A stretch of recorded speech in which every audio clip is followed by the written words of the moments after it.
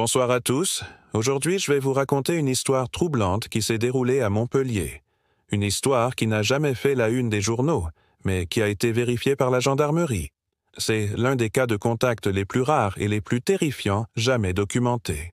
Le 2 mars 2003, Robert, un inspecteur auto-école vivant seul avec son fils Dylan, de 10 ans, dans une maison isolée au nord de Montpellier, a vécu une expérience qui allait bouleverser leur vie à jamais.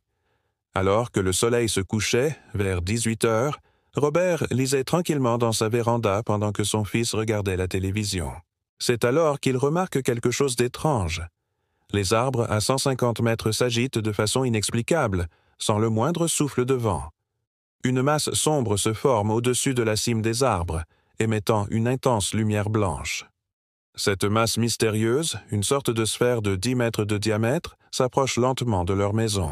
Dylan et son père, terrifiés, observent l'objet se stabiliser à 50 mètres de chez eux. Ils distinguent alors une porte circulaire et des tubes métalliques sous l'engin. La situation prend un tournant encore plus effrayant quand ils aperçoivent une créature à grosse tête les observer par la fenêtre du salon. Paniqués, père et fils se réfugient dans le grenier, où ils entendent des bruits inquiétants et des respirations au rez-de-chaussée. Ce n'est que vers 21h30 que Robert trouve le courage de descendre. L'engin et les visiteurs ont disparu, ne laissant que des traces au sol, malheureusement effacées par la pluie une semaine plus tard. Les gendarmes de Castelnau-le-Lez ont pris leur témoignage au sérieux, mais cette histoire reste aujourd'hui inexpliquée.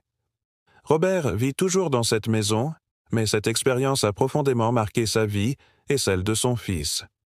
Une rencontre qui pose plus de questions qu'elle n'apporte de réponses.